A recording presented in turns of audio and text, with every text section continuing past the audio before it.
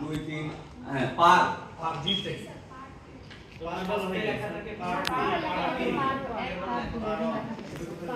আমরা তো এটা কখনো পাইনি স্যার যেমন স্যার আমরা নিপোর্ট হচ্ছে গিয়ে স্যার আগে আমরা পার্ট 2 তে ছিলাম স্যার, এখন আমরা পার্ট 3 তে আসছি স্যার। আচ্ছা এটা মন্ত্রণালয়ে আমি বলি মন্ত্রণালয়কে অ্যালোকেট করা আছে যে কে কোন শাখাগুলো কোন ফাইল ডিল করবে। যদি প্রশাসন প্রতিষ্ঠান শাখা 1, প্রতিষ্ঠান শাখা 2, প্রতিষ্ঠান শাখা 3 এই একটা প্রতিষ্ঠান গেল মন্ত্রণালয়ের যেটা বিভাগে হয়, আরেকটা হচ্ছে প্রশাসন, প্রশাসন 1, প্রশাসন 2, প্রশাসন 3 ও হতে পারে। তারপর যে উন্নয়ন ডেভেলপমেন্ট মানে প্রজেক্ট রিলেটেড যে কাজগুলো করবে এটারও 2-3 শাখা হতে পারে। আবার আইনের আলাদা আছে, আইনের জন্য আলাদা হবে। আবার আইন শাখা 1, আইন শাখা 2, আইন শাখা 3 হতে পারে। সাবস্ক্রাইবার স্যার প্রশাসন 1 2 এভাবে করে একদম যে রিপোর্ট শিক্ষা বিভাগ যেটা হ্যাঁ পার মানে অ্যাপ্লিকেশনে নালে বুঝতে পারতাম, আমার এটা জানা নেই। বাংলা লেখা থাকে স্যার বাংলায় কয়েকবার বসানো হলো। আচ্ছা ডক্টর মৌসুমী থেকে ফোন করলে জানা যাবে ওদের বলতে পার মানে কি। প্রশাসন অন্ত 3 দিয়ে করে হ্যাঁ কত ভাবে সাজানো আছে, কিন্তু এটা সেকশন ওয়াইজ সাজানো হয়, কারণ আপনার ফাইল সবাই ডিল করবে না। রিপোর্টের ফাইল মন্ত্রণালয়ের একটা পার্টিকুলার ডেস্ক ডিল করবে। উইং তো চলে গেল আলাদাভাবে, উইং তো একটা হেড ধরে চলে গেল। এবং নিচে যেখানে ফাইল দেওয়া হয়, যেমন আমাদের শাখা প্রতিষ্ঠান 1 অর্ডার শাখা আরডিসি ইউনিভার্সিটি প্রতিষ্ঠান 1 থেকে হয়। আবার প্রতিষ্ঠান 2 এ হয়তো সমবায় একটা সবাই এক নজর করে দেখুন। প্রতিষ্ঠান 3 এ বিআরডি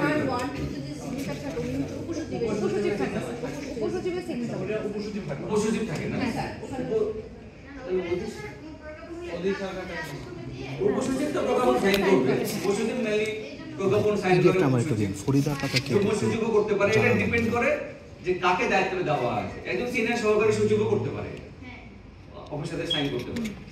যেমন বিসিএস এর যে বড় বড় নিয়োগ হচ্ছে সাইন করে কে, গেজেটে সাইন করে কে, একজন উপসচিব সাইন করে, রাষ্ট্রপতি আদেশ করে। চিন্তা করেন এত বড় গেজেটে সাইন করবে, দেখুন বিশাল ব্যাপার না। ম্যাডাম একটু দেখবেন যে নামের বানান টানান ঠিক আছে নাকি, আপনি যে কমিটিতে ছিলেন সেটা আছে সব একটু বলেন ম্যাডাম। অর্ডারটা শুনি ইস্যু ভাই হোয়াটসঅ্যাপে দিচ্ছি আপনাকে।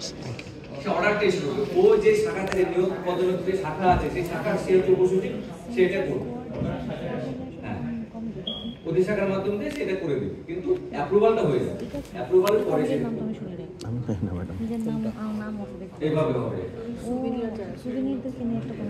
ম্যাডাম প্রত্যেকটা কমিটির সবগুলো কমিটির কনভেনার। হ্যাঁ অনেক দূর যেতে হবে, আমার অনেক লম্বা ক্লাস আছে। কার্যবর্ণন যে হচ্ছে দেখেন সাংবিধানিক ভাবে যেটা বলা আছে, প্রধানমন্ত্রী যখনই প্রয়োজন একাধিক বিভাগীয় একটি মন্ত্রণালয় গঠন করতে পারবে। প্রধানমন্ত্রী তো অথরিটি, প্রধানমন্ত্রী চাইলে মন্ত্রণালয় গঠন করতে পারে, সংযোজন বিয়োজন সব করতে পারে, মন্ত্রণালয় বিলুপ্ত করতে পারে, যা ইচ্ছে তাই করতে পারে, প্রধানমন্ত্রী ক্ষমতা দেওয়া আছে। আর তফসিল এক আমি কে বলেছিলাম, তাদের অ্যালোকেশন অফ বিজনেস, এটা কিন্তু প্রধানমন্ত্রী ঠিক করেছেন যদি প্রয়োজন হয় আর করা আছে। আর যদি কোনো দ্বন্দ্ব দেখা দেয় কোনো কাজে, তাহলে এটা আন্তঃমন্ত্রণালয় মিটিং হবে, আন্তঃমন্ত্রণালয় মিটিং যদি না হয় তাহলে এটা ক্যাবিনেট সিদ্ধান্ত, এটা কে এই কাজটা করবে। তারপরে বলতে যে প্রত্যেক বিভাগে একজন সরকারের সচিব, প্রতিজন যুগ্ম সচিব থাকবে এবং তার অধীনস্থ অন্যান্য কর্মকর্তা থাকবে। এটা কিন্তু ডিফাইন করা থাকবে যে একটা মন্ত্রণালয়ে কতজন কর্মকর্তা থাকবে। তবে বলা আছে একটা শর্ত আছে যে একজন ব্যক্তি 2-3টা বিভাগে বা মন্ত্রণালয়ে সচিব হতে পারবেন, কিন্তু বাংলাদেশে এই সুযোগটা আমি কখনো দেখিনি যে একজন সচিব 2টো বিভাগের সচিবের দায়িত্ব পালন করে। সেটা তো সাময়িক, কিন্তু অপশনটাকে দিয়ে দেওয়া আছে যদি কখনো প্রয়োজন হয়, যেমন এই দিন প্রয়োজন আছে, হয়তো ওইখানে অ্যাডিশনাল সেক্রেটারি যিনি ছিলেন তাকে রিলাই করে